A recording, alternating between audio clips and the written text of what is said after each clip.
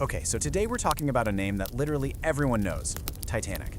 But, this isn't just another story about a shipwreck. It's really the story of a dream. I mean, we're talking about a floating palace that totally captured the ambition and the imagination of an entire generation. So the big question is, how did this so-called unsinkable dream end up as one of the biggest tragedies in history? Well, let's dive. So try to picture this. It's the spring of 1912. The whole world is just buzzing about this brand new ship. Seriously, the newspapers are calling it a flat-out miracle of modern engineering, a symbol of everything humanity could achieve. And there's this one idea, this powerful belief that you hear in every single conversation. The Titanic, it's absolutely, positively unsinkable. But that belief, that dream of being invincible, well, it was about to have a head-on collision with a very brutal reality. In just a few days, this incredible symbol of progress would be nothing more than a broken wreck at the bottom of the icy Atlantic, taking more than 1,500 souls. So you gotta ask, right? How did this even happen? To really get a grip on the tragedy, we first have to understand the legend itself. So let's rewind. Let's go all the way back to the beginning and see exactly how the dream of the Titanic came. Okay, so at the start of the 20th century, the Atlantic Ocean was basically a highway. I mean, millions of people were constantly crossing between Europe and America.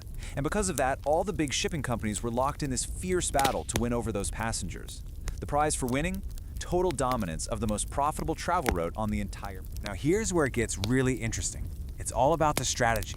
See, while all their competitors were obsessed with breaking speed records, the White Star Line decided to play a totally different game. Their big idea was to create a whole new class of ship, one that wasn't defined by how fast it was, but by just unbelievable luxury and comfort. And that idea led to the plan for three massive sister ships, the Olympic, the Titanic, and later, the Britannic. And this whole dream started to become a reality in Belfast, Northern Ireland. Kicking off in 1909, this just massive construction project got underway. For 2 straight years, a whole army of workers was on the job day and night, heating up rivets until they were white hot and then hammering them into place, literally stitching together the giant steel plates that would form this colossal. And you can't overstate what a massive undertaking this was. At its peak, we're talking about over 3,000 people working on building the Titanic. This thing wasn't just a ship. It was a gigantic industrial project that really fueled the economy and became a source of immense pride for the entire. It's actually hard to wrap your head around the scale of it. Get this. At 882 feet, the Titanic was longer than 3 football fields laid end to end.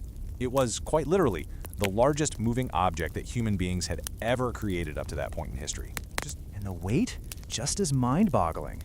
Over 46,000 tons of steel, wood, and all the machinery. It was like a testament to our ability to create a whole floating city right out of raw material. The real legend of the Titanic wasn't just about how big it was. It was all about what was on the inside. So let's take a peek at what it was like for the passengers and see how this palace at sea really. For the first-class passengers, the experience was just beyond anything else. We're talking about these grand, opulent staterooms, a dining hall that could go toe-to-toe with the fanciest restaurants in Europe, and, get this, amenities like a swimming pool and even Turkish baths. But what's also really important to remember is that even for third-class passengers, the Titanic was a huge step up. They had running water and electric lights. It represented a whole new level of dignity and comfort compared to the awful, cramped conditions they were used to on. So, okay, we've got the incredible size, the insane luxury, and now we get to what is maybe the most critical part of this whole story. This powerful and, in the end, totally tragic illusion. So what was it that made everyone so sure the Titanic was unsinkable? Well, it all boiled down to one key piece of engineering. Its hull was divided into 16 separate, watertight compartments. And here's the crucial part, right? The whole theory was that even if the ship took a major hit, and say 2, 3, or even 4 of these compartments were totally flooded, the ship would still stay afloat. This design feature was, you can imagine, a huge selling point. It was promoted like crazy and really became the bedrock of the ship's whole unsinkable rep. And then, to top it all off, you had the guy in charge, Captain Edward Smith. This man was one of the most respected captains of his day, with over 40 years of experience at sea. This maiden voyage, it was supposed to be his grand finale. One last triumphant journey before he sailed off into a well-deserved retirement. Having him at the helm, well, that just made everyone feel even. And so, it happened. On April 10th, 1912, with all that fanfare, all that confidence, and all the dreams of a brand new era packed right on board, the journey So, April 10th, 1912, the Titanic casts off from Southampton, England. It makes a quick stop in Cherbourg, France, then another in Queenstown, Ireland to pick up more passengers, and then it turns its bow to the west, pointing straight for its final destination, New York. And for the first few days at sea, everything was, well, it was perfect, exactly as promised. The weather was beautiful, the seas were totally calm, and this magnificent ship was performing flawlessly.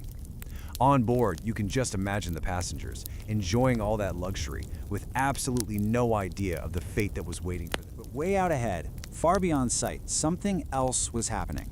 Drifting silently south, right into the shipping lanes, a very different reality was taking shape.